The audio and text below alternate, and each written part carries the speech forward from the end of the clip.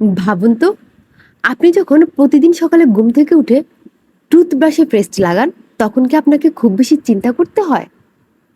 কিংবা ধরুন, আপনি রাস্তা দিয়ে হাঁটছেন, হুট করে একটা গাড়ি আপনার দিকে চলে এলো, আপনি কি তখন খাতা কলম নিয়ে হিসেব করেন যে আপনার এখন কি করা উচিত? একদমই না। আপনার শরীর স্বয়ংক্রিয়ভাবে সেকেন্ডের ভগ্নাংশে আপনাকে সরিয়ে নেয়।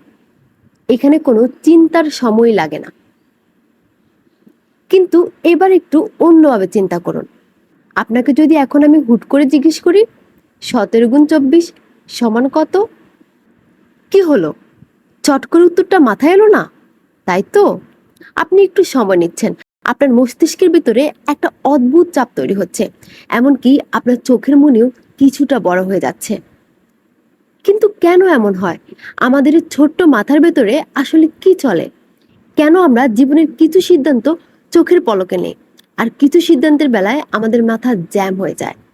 কেন আমরা মাঝে মাঝে ভীষণ বুদ্ধিমানের মতো কাজ করি, আর মাঝে মাঝে এমন কিছু বোকার মতো সিদ্ধান্ত নেই যার খেসারত সারা জীবন দিতে হয়?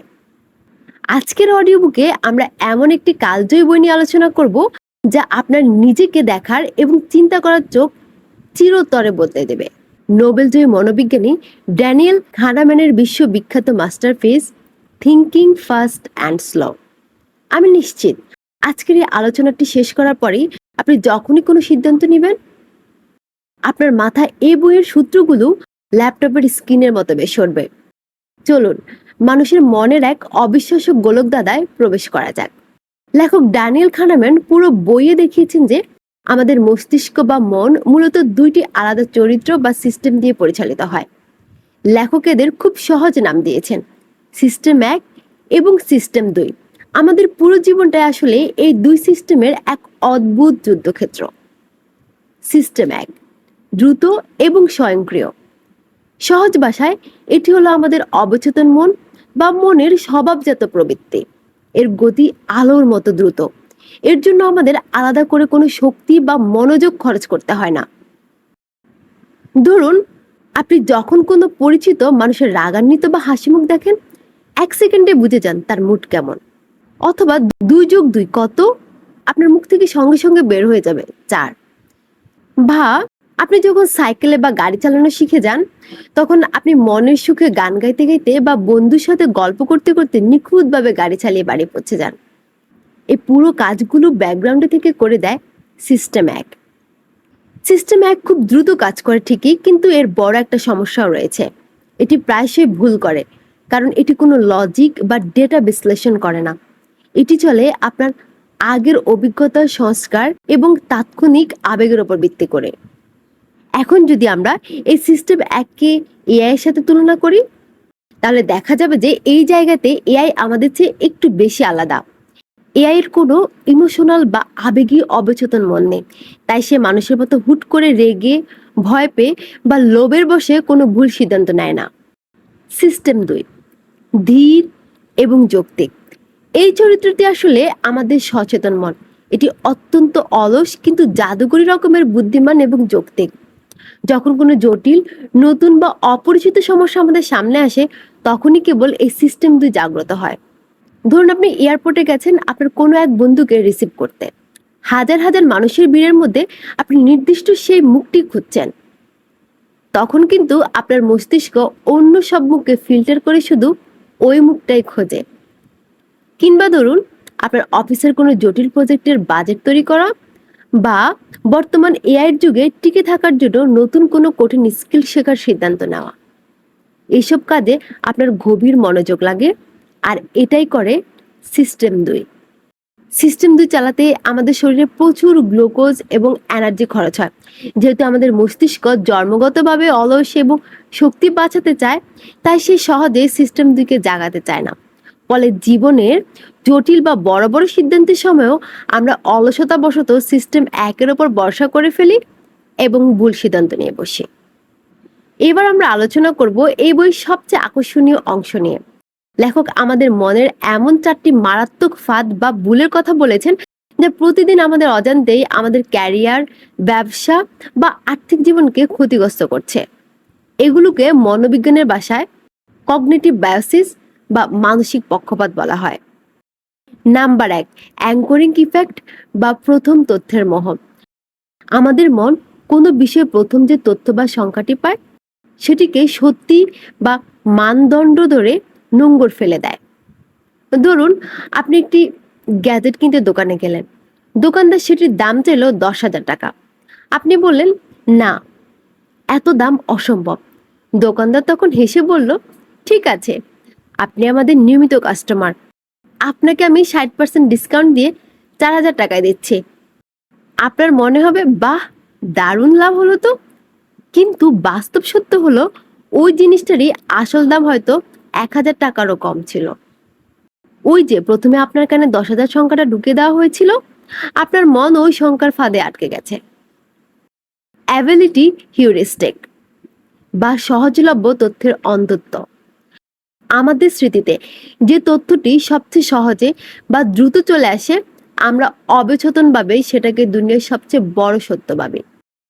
টিভিতে বা ফেসবুকে একটা বিমান দুর্ঘটনার খবর দেখার পর অনেকেই বিমানে উঠতে ভয় পান। তারা ভাবেন বিমানে চড়া বুঝি খুব বিপজ্জনক। অথচ পরিসংখ্যান বা ডেটা বলছে সড়ক দুর্ঘটনার চেয়ে বিমান দুর্ঘটনার সম্ভাবনা কয়েক হাজার গুণ কম। কিন্তু যেহেতু বিমান দুর্ঘটনার খবরটা আমাদের মনে বেশি তাজা বা সহজলভ্য, তাই সিস্টেম 1 আমাদের মনে মিথ্যা ভয়ের সৃষ্টি করে দেয়।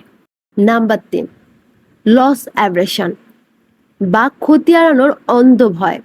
মনোবিজ্ঞানের গবেষণায় দেখা গেছে মানুষ 100 টাকা লাভ করলে যে পরিমাণ আনন্দ পায় তার চেয়ে 100 টাকা হারিয়ে ফেললে দ্বিগুণ বেশি কষ্ট পায়। অর্থাৎ আমরা পাওয়ার চেয়ে হারাতে বেশি ভয় পাই। এই হারানোর ভয়ের কারণে কোটি কোটি মানুষ তাদের ক্যারিয়ারের নতুন কোনো রিস্ক নিতে চায় না।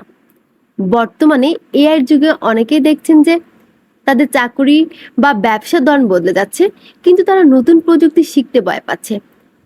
তারা ভাবছেন, যদি আমি না পারি, যদি আমার সময় নষ্ট হয়। এই লস অ্যাভারশন মানুষকে এক জায়গায় স্থির করে রাখে। নাম্বার 4, ওভার কনফিডেন্স ইফেক্ট, অতি আত্মবিশ্বাস। আমরা প্রায় মনে করি যে আমরা ভবিষ্যৎ সম্পর্কে খুব ভালো বুঝি এবং অতীত থেকে সব শিখে ফেলছি। যেমন ধরুন, নোকিয়া বা কোডাকের মতো বড় বড় জায়ান্ট কোম্পানিগুলো একসময় ভাবতো তাদেরকে টেক্কা দেওয়ার মতো কেউ নেই, তাদের ব্র্যান্ড ভ্যালুই সব। এই অতি আত্মবিশ্বাসের কারণে তারা যুগের পরিবর্তন এবং ডিজিটাল প্রযুক্তির উত্থানকে পাত্তাই দেয়নি। ফলাফল, তারা বাজার থেকে পুরোপুরি নিশ্চিহ্ন হয়ে গেছে। এবার আসি, এই এআই যুগে ড্যানিয়েল কার্নিভানের বই থেকে আমরা এমন কি শিখলাম যা আমাদের ক্যারিয়ারকে চিরতরে সুরক্ষিত করবে? 3টি মূল বিষয় যা কোনো কৃত্রিম বুদ্ধিমত্তা বা প্রযুক্তি কখনো মানুষের কাছ থেকে কেড়ে নিতে পারবে না। 1, গুরুত্বপূর্ণ সিদ্ধান্তে ধীর হওয়ার ক্ষমতা। এআই মুহূর্তের মধ্যে ডেটা প্রসেস করতে পারে, কিন্তু মানুষের বড় সুবিধা হলো আমরা পরিস্থিতি অনুযায়ী আমাদের আবেগকে নিয়ন্ত্রণ করে সিস্টেম 1কে থামিয়ে সিস্টেম 2কে সক্রিয় করতে পারি। জীবনের যে কোনো বড় সিদ্ধান্ত, যেমন ক্যারিয়ার পরিবর্তন বা ব্যবসায়িক চুক্তি করার সময় হুট করে প্রথম দেখাতে সিদ্ধান্ত নেবেন না। নিজেকে একটু থামান, সময় নিন এবং লজিক খাটান। 2, সেলফ অ্যাওয়ারনেস বা আত্মসচেতনতা। এআই আপনাকে নিখুঁত চ্যাট এবং হিসেব দিতে পারবে, কিন্তু নিজের ভেতরের ইগো বা অহংকার ভাঙা, নিজের ভুল নিজে ধরতে পারা এবং অনুশোচনা থেকে শিক্ষা নিয়ে একজন ভালো মানুষ বা লিডার হয়ে ওঠার যে ক্ষমতা কেবল আপনারই আছে। আপনি যে মানসিক পাদে পড়ছেন তা বুঝতে পারাটাই এআইয়ের যুগে জেতার প্রথম শর্ত। 3, কোলাবোরেশন বা সমন্বয়। এআই চলে কেবল কোল্ড লজিক বা ঠান্ডা যুক্তিতে, কিন্তু আমাদের সমাজ, ব্যবসা এবং সম্পর্ক চলে আবেগ, সহানুভূতি এবং যুক্তির এক সুন্দর মিশ্রণে। এই বই আমাদের শেখায় কিভাবে অন্ধ আবেগে তাড়িত না হয়ে সঠিক সময় সঠিক বুদ্ধিমত্তা খাটিয়ে কর্মক্ষেত্রে অপরিহার্য হয়ে ওঠা যায়। ড্যানিয়েল কার্নিভানের থিঙ্কিং ফাস্ট অ্যান্ড স্লো কেবল একটি বই নয়, এটি আমাদের নিজের মনের ব্লুপ্রিন্ট। এই প্রযুক্তির যুগে যেখানে তথ্য বা ডেটা খুব সস্তা এবং সবার হাতের মুঠোয়, সেখানে কে কত বেশি তথ্য জানে তা দিয়ে ক্যারিয়ার গড়া যাবে না। কেবল কে কত নিখুঁত ও গভীরভাবে চিন্তা করতে পারছে সেটাই হবে আপনার সবচেয়ে বড় সুপার পাওয়ার। তাই পরবর্তী সময় যখনই কোনো গুরুত্বপূর্ণ সিদ্ধান্ত নেবেন, নিজেকে অন্তত একবার থমকে দাঁড়িয়ে জিজ্ঞেস করবেন, আমি কি খুব দ্রুত ভাবছি? নাকি একটু সময় নিয়ে সঠিক ভাবছি? আজকের এই অডিও বুকটা আপনার কেমন লেগেছে? কোন মেন্টাল বায়াস বা চিন্তার ভুলটি আপনার নিজের জীবনের সঙ্গে সবচেয়ে বেশি মিলে গেছে? তা এখনই কমেন্ট করে আমাদের জানান। ভিডিওটি ভালো লাগলে অবশ্যই লাইক দিন এবং আপনার প্রিয় বন্ধুদের সাথে শেয়ার করতে ভুলবেন না। দেখা হবে পরবর্তীতে কোনো বিখ্যাত বইয়ের চমৎকার সারসংক্ষেপ নিয়ে। ততক্ষণ পর্যন্ত ভালো থাকুন, সুস্থ থাকুন এবং নিজের চিন্তার ক্ষমতাকে আরো ধারালো করতে থাকুন।